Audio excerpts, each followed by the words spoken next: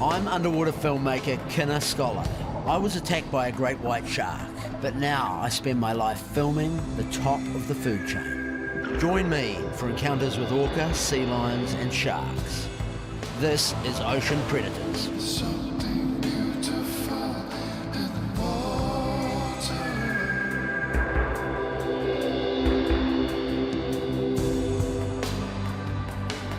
Something makes me feel so alive.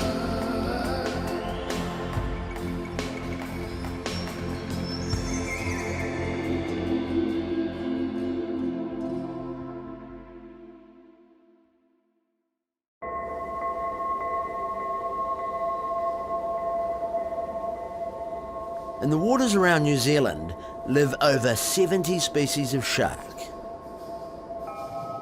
Perhaps the most mysterious is the broad-nosed Sevengill. Found in all temperate oceans on Earth, this shark is a top-level predator.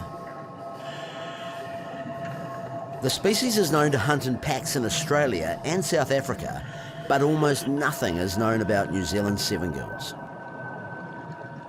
Down here, they lurk undisturbed in some of the most remote waters on the planet.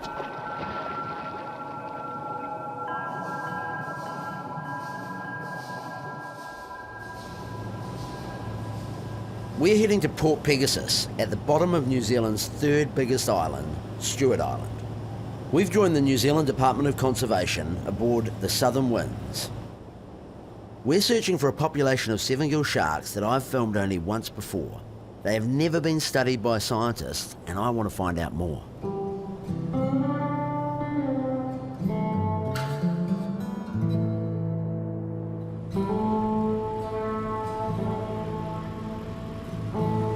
On our way, we stop at the only settlement on Stewart Island. Less than 400 people live here at Half Moon Bay, and it has one of my favourite pubs in the world. We're here to pick up local conservation legend, Fred Dobbins. Fred has been observing these elusive sharks for more than 10 years and knows exactly how to find them. And there's a bit of a little sort of rock platform to stand on. Quite a little current eddy there. And you're literally just standing there and they're coming up around your feet. Awesome. It's quite cool. They weren't huge. They're probably, I don't know, 2.5 metres. Yeah, right. They're still bigger than me. Yeah. Some quite cool looking ones too. It's real spotty ones. Yeah. They've got all quite individual markings, eh?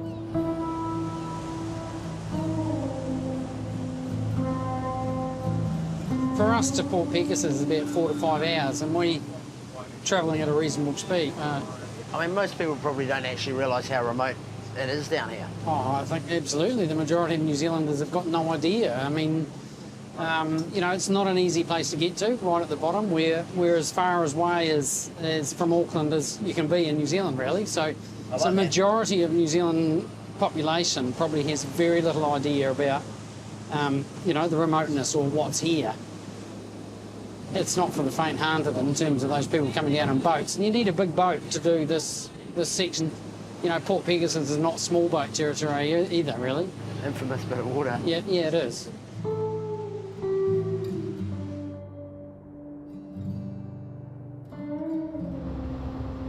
This is Port Pegasus. It's worth the journey. We'll base ourselves here for the expedition, right in the heart of thousands of square kilometres of wilderness. They'll be muddy too. Yeah, that's what I mean, those little... The first chance we get, Fred and I scope out the place. He found the population of Sevengill sharks over a decade ago and knows this place like the back of his hand. Yeah, I've only ever seen females up here. Yeah, I saw right. one was about 3 metres for the first year we were down. She was massive. She was like a 44-gallon drum round. Yeah, right. Huge fish. A few years ago, I was filming down here with my safety diver, Ross Fennell, and the Sevengills literally chased us out of the water. Our first dive that we did in Hands was off this wall. Oh, yeah. Because it's quite deep in here. It's like 40 feet. Yeah. And so we just dropped straight down. It was like dirty. Yeah. We didn't even get to the bottom before we were mobbed. Is that right? And we're retreating. And we ended up hard in against the rocks here. Yeah. And I was pushing them off with the camera while Ross climbed in the boat, and then they rolled me in. It was full on. So this is the hot spot you were telling me about. Yep. Right. It'll be interesting to know too whether they're coming in here in the outgoing tide more. Yeah. Or the incoming tide more. You know. Yeah. I suppose it depends how the eddy kind of works. Yeah, I've seen them here at both tides, at high and low. Right. When there's a bit of flow. So well, this could be a great spot for us to start our diving then. Yeah. 'Cause we've Got a nice that little ledge there. nice little ledge, Yeah. little holes to hide in. Yeah, and they're actually coming up and sticking their heads out of the water. Yeah, shit. So are the sea cucumbers, they could be part of the story as well. They can be pretty nasty in a mob. Ocean predator. Can I just, Skipper, I just really need to know what you've got in terms of trauma gear or in case we have a bit of an incident with sharks. When you dive with any sharks without a cage, you need a pretty serious trauma kit. My team, Ross Fennell and Brady Doak, know the drill, but I need to bring skipper Chris Pascoe up to speed. Sharks are generally not out to bite us and eat us, and if they do, it's probably likely to be a situation where they've got wound up, where we're new guys on the block, and it could even be competitive behaviour, so they could even be biting us to try and get us to bugger off. Yeah. With white sharks, which is what Ross and I are working with a hell of a lot, you're liable to have like a limb missing, whereas these guys, it's liable to be a lesser bite because we've got thick dry suits and stuff on, and their mouth is just physically smaller. And it's still probably be a bloody good hole, but it's less likely to be an amputation or a really so big it's bleed. more likely to be loss of blood. Yeah, so it's more likely to be the shock that we're dealing with in terms of So the treatment starts in the water with whoever's with us. We'd apply a tourniquet, stop some bleeding. Velcro strap that goes through a buckle, so you can just pull it tight. Yeah. Velcro it off. I'm not going to pull it real tight on them, and then you can just wind it right up. Once they're out of the water, it's about plugging the holes and keeping them alive. So to that end, we carry the blood clotting gauze and actually pull that out and scrunch it up. It'll fill quite a big hole. Our next priority is to get fluid back into them. Yep. To that end, we've got two different fluid delivery systems. So we've got your standard IV and we've got IO, or bone injection. So it's a spring-loaded gun. It's got a big arrow to tell you which way that it's going to go, and it's got a safety catch there. So once you've figured it all out, measure it, choose your spot. You even use a marker pen, hold it nice and firm, and it'll just go bang.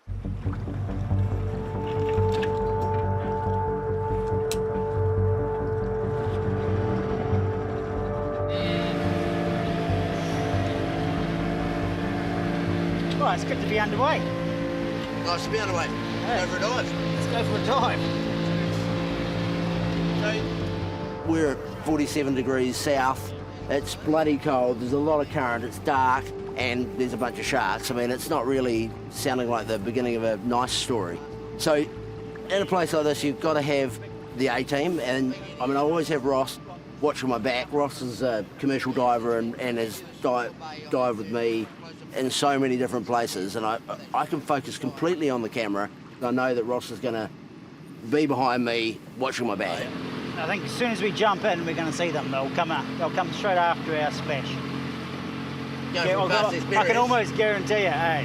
Okay, so what are you saying? A little bottle of scotch on that? Yeah, okay, bottle of scotch on that. Yeah, single malt. Usual rules? Yeah, the usual rules. Okay. Here in New Zealand, I think we've got some of the most challenging environments to film wildlife, and I always choose the very best crew in New Zealand for these shoots. And I mean, Brady's shot from under the ice in Antarctica through to the tropics and everywhere in between, and these guys could hold their own anywhere in the world.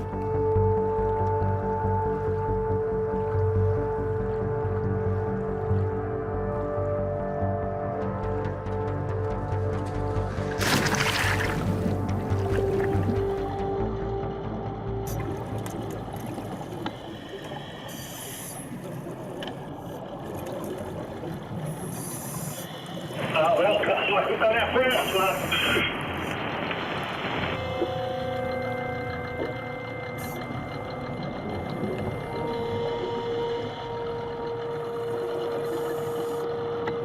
Looks like I know you there from the scouts.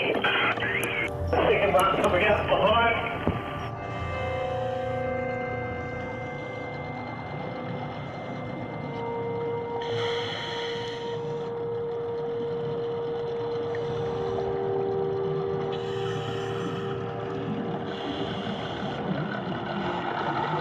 Ross with his big shot sticks. I think you were really, really lucky, but I had a bucket stick right up with me.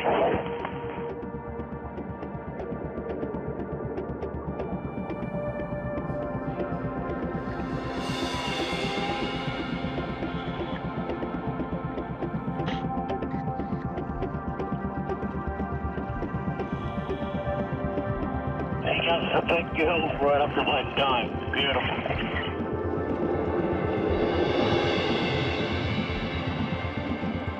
I think it's really, really interesting that we haven't seen a single male. These are all females. These ones seem to be a lot more competitive and interacting together a lot more. A lot of them seem to have bite marks on their pectoral fins and pelvic and really consistent with mating scars and being all females. That would sort of start to explain what they're doing here.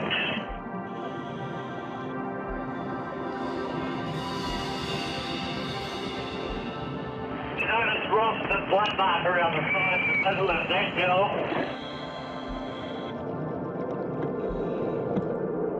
You got pretty thick.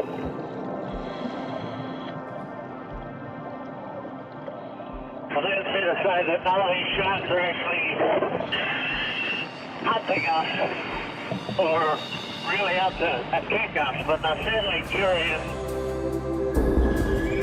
They're coming in fast, dropping their fins. It's pretty full on. They're all over it.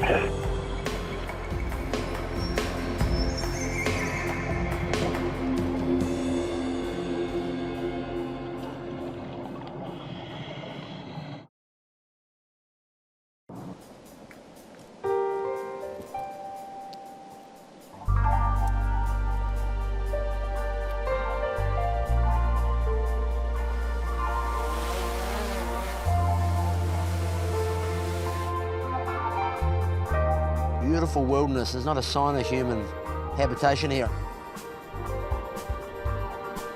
Well, that's a massive estuary up there, massive tidal catchment. There's Gog and Magog in the distance. They're just big lumps of granite sticking out of a huge forest. So all the tannins from the forest floor get washed down, and as they hit the seawater, they float on top and cut all the light out. Must be such a rich area. Perfect Sevengill environment. You can see looking down into it, it's like tea. Low light, and just the perfect amount of spooky for Sevengill sharks. As soon as the shadows come into play, the Sevengills come out to play. This one here now is coming past slowly. Here we go. 2 in there. That's phenomenal. I mean, how many places? Whoa, he's got his mouth open and all. I think he likes my red bands. How many places do you see predators like this right on the shore?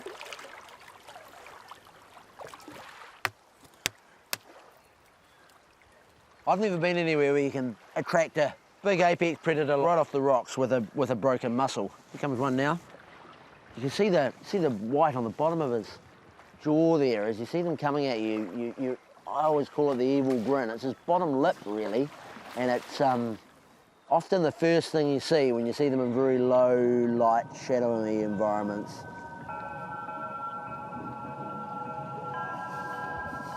The spots are amazing. They stand out on the surface like this and draw your eye to the shark, but on the bottom, on the dark, shell-studded bottom, they just blend in. It's an amazing camouflage, and if you look at them from underneath, they're pale, and so if you're on the bottom of the ocean and they're above you, they disappear into the light. So it's like a lot of predator species. They have a perfect camouflage for the environment that they hunt in.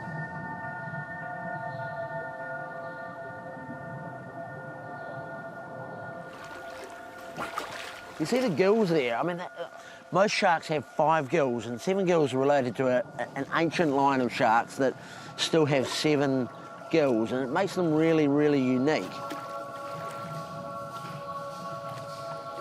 can see me here. It knows that my hand is not the target. And probably shouldn't do this at home. But the shark's skin's amazing. When you run your hand from head to tail, they're like silk. But if you run your hand the other way, look at this, look at this. If you run your hand the other way from tail to head, it's like sandpaper. It'll actually, that's why it does so much damage to the front of our camera ports. Sevengill shark's teeth are also super fascinating.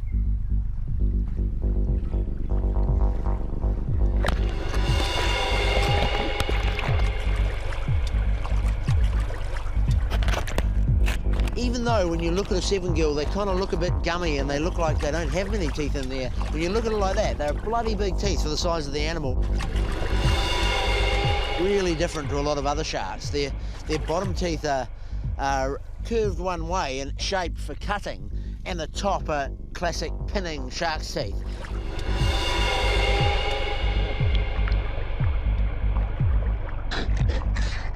Oh shit, that's a big fish. And so they'll actually bite and twist and tear big chunks out of their prey.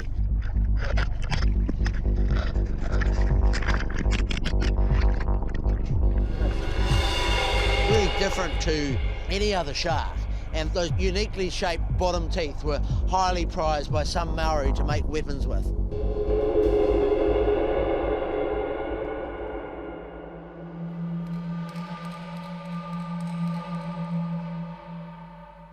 This fierce-looking tool is known as a moripi tuatini, and it has Sevengill's bottom teeth fixed to its cutting edge.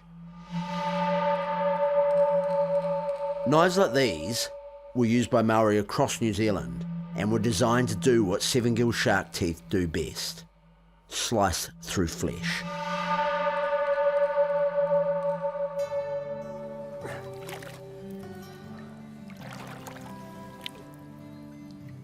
I love this place. Then we better start with a couple of those, just to make sure, and then perhaps a oyster to wash it down with. I mean, my God, this is paradise. Most parts of the world, they call them a sea urchin. New Zealand, they've got a great name. Somebody named them awesomely, Kina. And throw these in to attract a few fish, which will hopefully attract the sharks. Pretty amazing to be able to just wade out, not get your gumboots wet, get some kinas, and some bluff oysters. Oh, here's a shark right here. Look at that. The kinas are working amazingly well. So, while I'm opening that kina, a shark's come right up onto the shallow rocks. This place is incredible.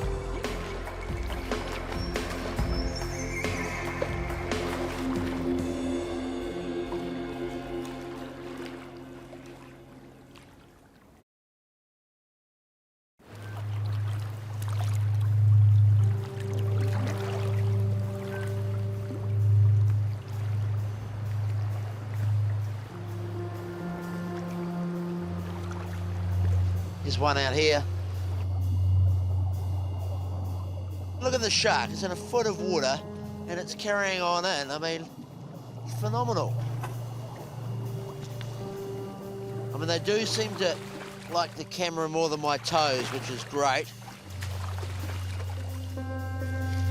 Okay, I take that back. This one does really want my toes, so I'm just going to keep an eye out now in case one comes up behind me.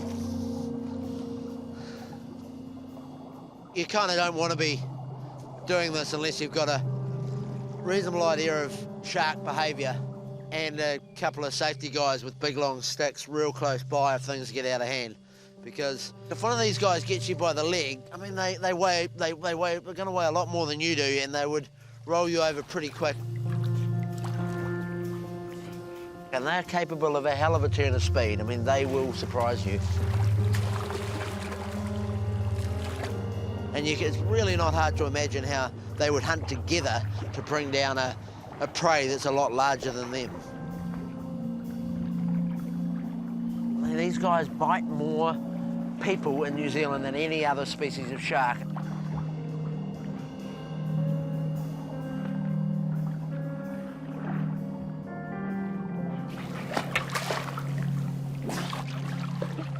mean, they're a really different shark to a lot of sharks that we're used to seeing on TV. Their dorsal fin is right down there, way down their back at basically the top of their caudal stem.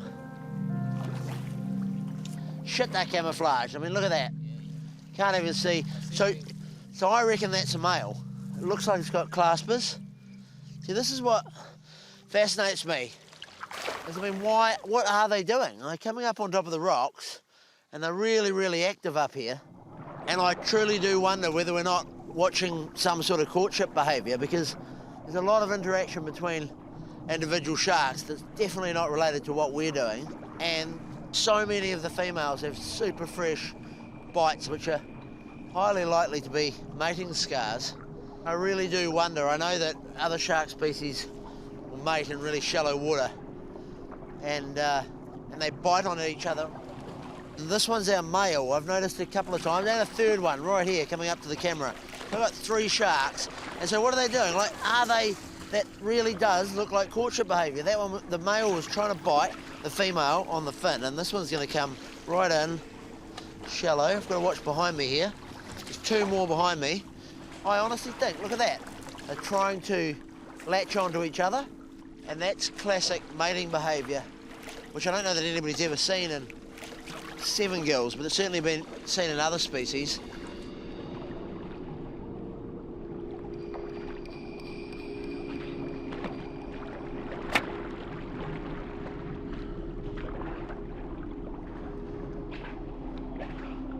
So often with Sevengills, when you see one, you'll see a bunch of them, and they really have a classic, I guess it's a pack or a cooperative hunting behaviour, where one will come in from one way, and you can almost bet that there'll be another one sneaking in from another angle, and often a third one coming in from another angle, and that's what makes them so full on to dive with. You know, you're constantly spinning around. There's one there, and then there's another one over there, and it's really classic cooperative hunting behaviour. I mean, these guys have been found to have large mammals in their stomach contents all over the world, and in fact, proportionately, they find more large mammal in Sevengill stomach contents than they do in white shark contents. So these guys really are a key apex predator.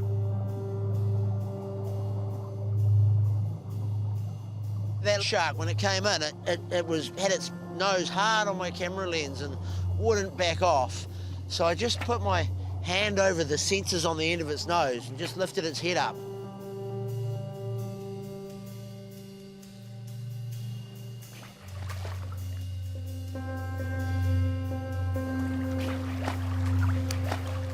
That puts them into a kind of tonic, and even though I didn't turn him right over to make him go into full tonic, so his mouth opened up, and here he is. This is the little guy, I think, coming back for more.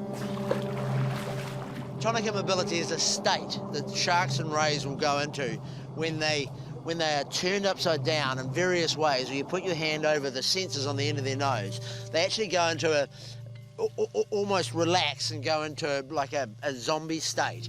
And I mean, I don't like to do it for fun to sharks, but that guy just had his nose hard on my camera port for ages, so I couldn't resist it. And you saw as he relaxed and rolled over. He opens his mouth, but he wasn't trying to bite me. These sharks, when they commit themselves to biting something, they have it's almost like an automatic reflex to protect their eye. I mean, their eyes roll back in their head. It looks quite freaky. They can grow teeth back, but they can't grow eyes back. So they're designed to protect themselves. They're used to attacking prey. They can fight back, and you know, a seal or whatever could come around and damage their eyes. So they have this pretty cool technology, really. I mean, look, as this light does fade a little bit, and I think it's almost time to call it a day. It's pretty amazing to see what we've just seen today. And here's my friend that loves my camera port. Look at him, right into it. Come on, buddy.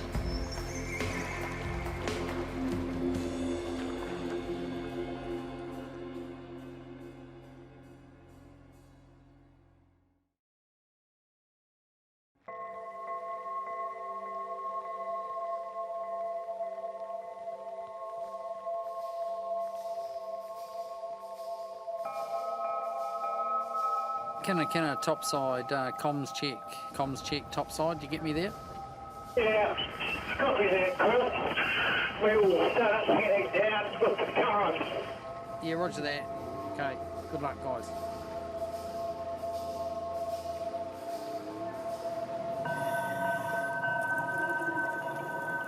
It's night diving conditions here. I can't quite believe how dark it is.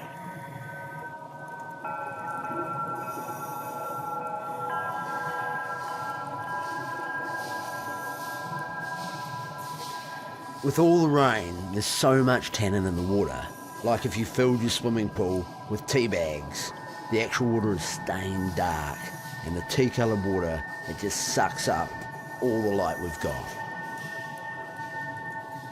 The light hardly penetrates. It's the middle of the day, and it's like diving in a pit of ink. So what do you think? Should we keep going down current, or do you want to stick here when we've got a little bit of cover? Keep close to the wall. Roger, roger.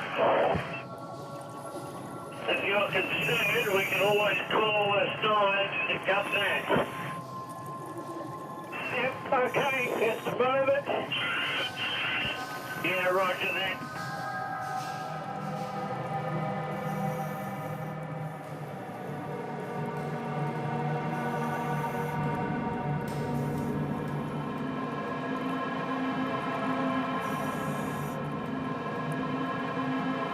Holy, look at the size of this one.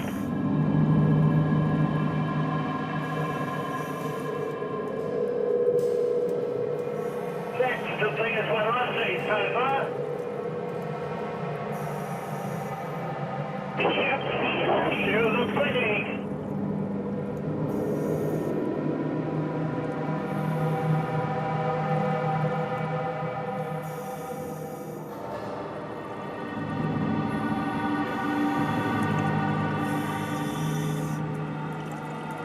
Blicky, I only saw that shark coming because of that tail on the side of its mouth. Can't see them really at all coming in. Well, if these guys are playing their game, there'll be another big girl coming along. I suggest that we stick close together.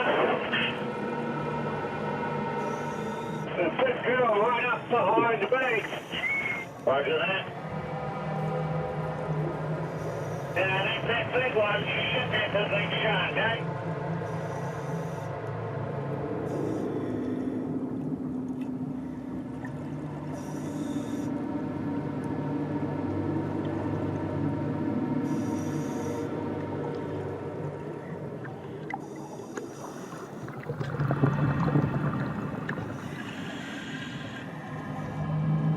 Coming straight back at me.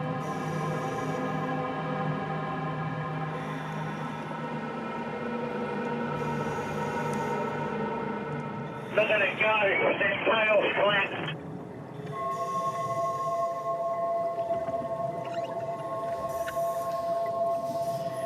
You can tell that there's another shark here somewhere really, really close.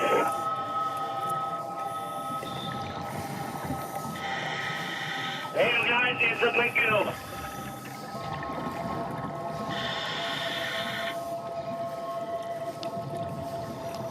That's the classic, isn't it? One goes and the other one goes. Sevengill sharks use their strength in numbers to take down large prey. Coming across behind you. Their strategy is to circle you when you can't see them and then take you by surprise. This is why they love the shadows. They use the darkness to hunt, which is why this is their prime hunting environment. Again, so we know that there's probably a dozen of them here.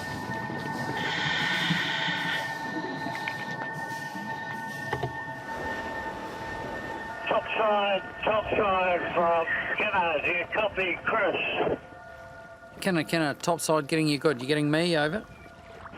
Yeah, roger, Chris. Sorry, I just had a shark sneak up on me. We're getting pushed around by the current. There's some big sharks down here. We'll probably start getting up the wall reasonably soon. This is pitch black, essentially. Yeah, Roger Kina, you're about 15 metres off the shelf. If you keep going too much more with the tide, you're going to go straight past the shelf, Kina. Roger, mate, that's perfect. We'll head up into the shallows and finish our dive at about 5 or 6 metres. Coming across the top behind Jerry. Holy shit! And into the glass. There's another one. Take out up. Behind you, Ross. Once you get back.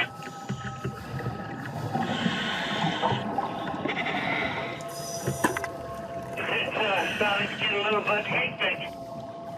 Shall I call it, boys? Yep, copy that. Been sent up. Ready, copy to the surface, to the shark that's trying to spike its camera.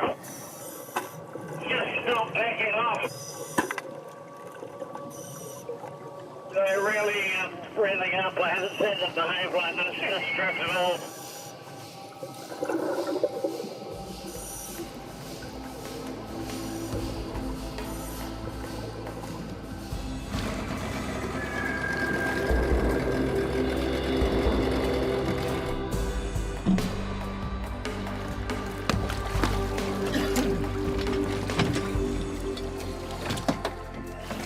That was definitely not what I expected. That was full on. A little bit more like the Port Pegasus that we know and love.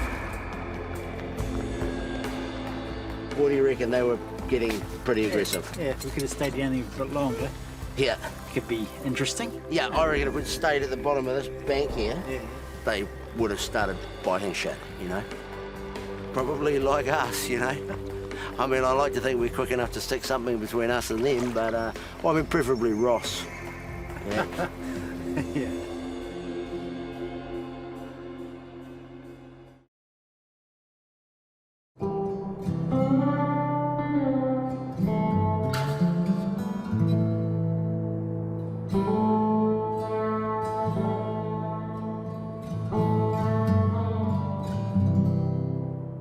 There are a few hunting huts dotted around the bottom of Stewart Island, so we camped here for a couple of nights at the North Pegasus Hut.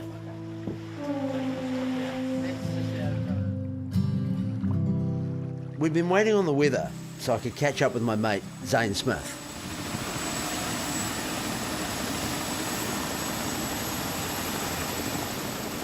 Zane's a born and bred Stewart Islander. He's a pilot and a commercial power diver, and he knows a thing or two about good dive spots. Pretty good office you got here, mate. Yeah, bloody yeah. Have you got any good power spots you might want to show me?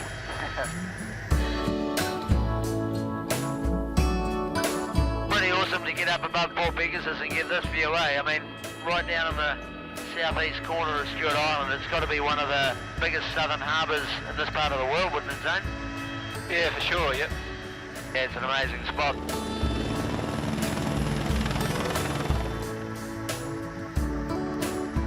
So in your diving, you've seen quite a few Sevengills. I've only seen a few, mostly in Fiordland and the odd one down here, but one really memorable one in the west corner of the island. Yeah, right. And what happened there? I just powered diving just down about 30 feet, out a bit wider, and I just felt this hit me on the shoulder. I don't really know what it was. I looked around, I was looking right into the Sevengill's eye. Yeah. It was hanging onto my shoulder. It never really got through my wetsuit, it just was mouthing me. So it smacked into you and it actually had a hold of you? Yeah, it didn't get right through, but I just wriggled out of it when I figured out what it was. Yeah, they seem to be uncomfortable when you follow them along or charge them, but I've always found when you grab them by the tail, they turn around and have a crack. Yeah, they did. That's exactly what this one did. So I think all sharks do that. Like I think the small ones, they all turn around with their mouth open. It's just like a defence thing. Yeah. But when you're dealing with something that's probably 8 or 9 feet long, you don't want to get in those jaws, really. No shit, no, mate. So this is Gog here, Gog and Magog. That granite is amazing. Look at that.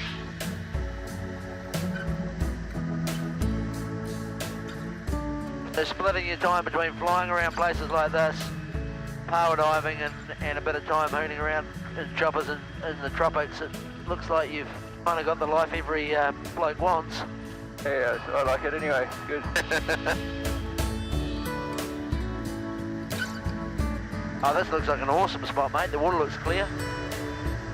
We might land, where will we land? We might just land by the creek there, I think. Get up, there's a few sea lions down that east end by the look of it. Oh, fantastic. Got a few sea lions and a few powers. And You might scratch up half an if you're lucky. that's all we need, mate, is a feed if we can. Yeah.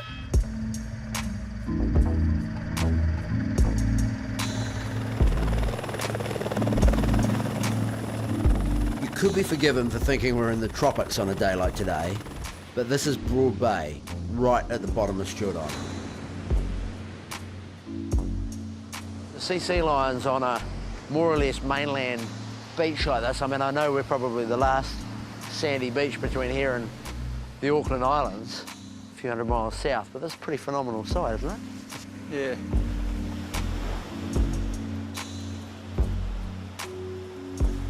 How long have these guys been hanging out here for? Well, sometimes they're here, sometimes they're not. But, yeah. Easy, mate. So these young males, they're pretty... They seem to be, like these two here, they're young males trying to puff their chest out and Yeah. find their place in the world. So these big old boys here probably couldn't care less.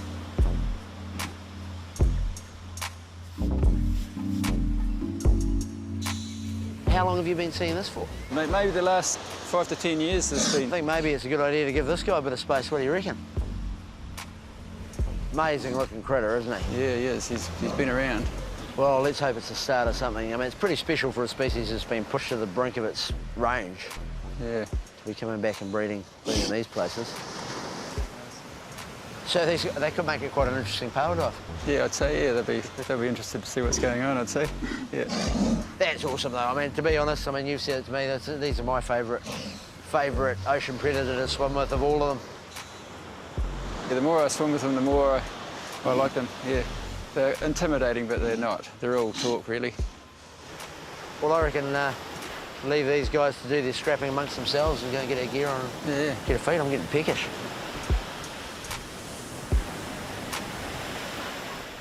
This beach is at the bottom of the world, the very last bit of Stewart Island before Antarctica. It's a hell of a place to get to by boat. I feel pretty lucky to be here.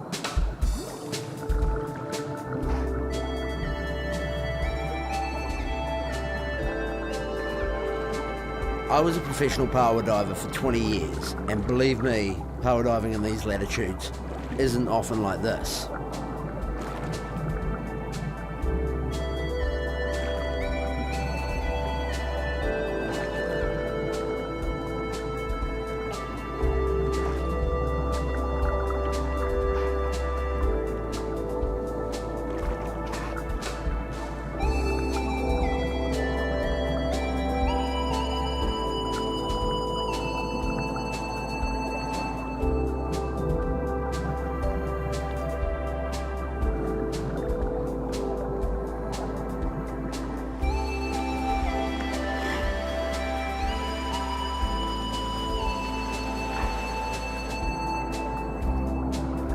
Heading back to the beach, we come across this little guy.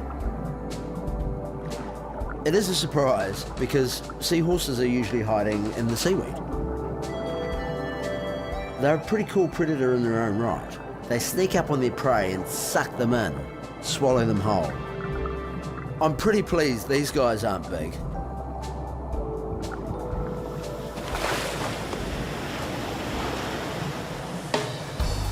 This local's curiosity has got the better of them.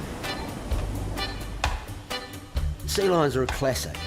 They love to play and nip. It's a bit like hanging out with a very, very big puppy.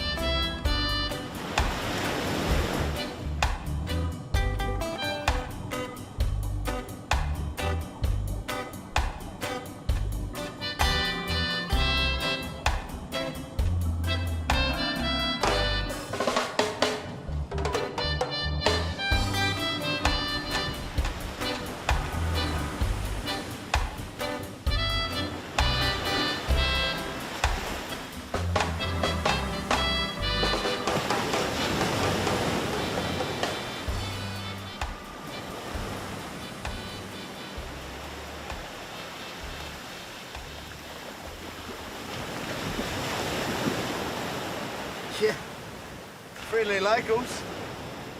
I think he's one of Zane's mates. Oh, what are you doing? You want to stop back at ours on the way back and have a feed? Yep, sounds good. You want me to drive on the way back since you drove down?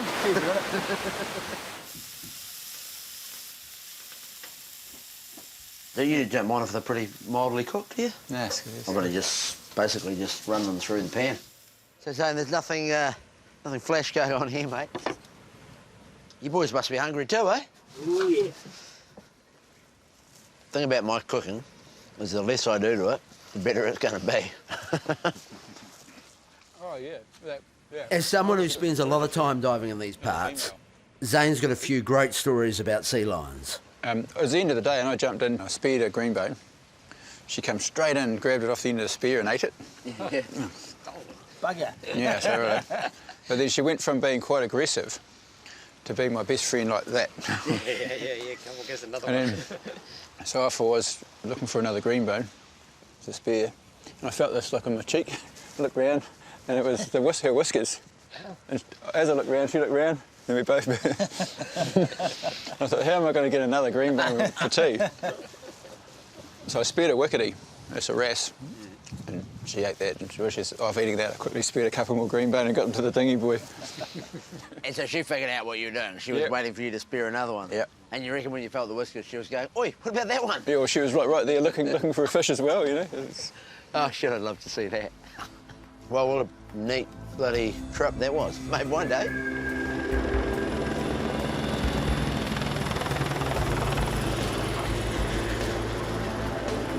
Something beautiful in the water.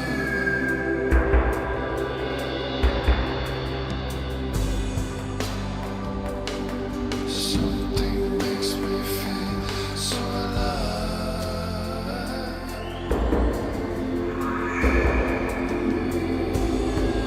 I'm a piece under the water.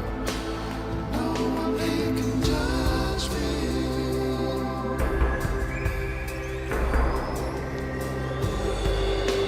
I'm already there, waiting for the sun.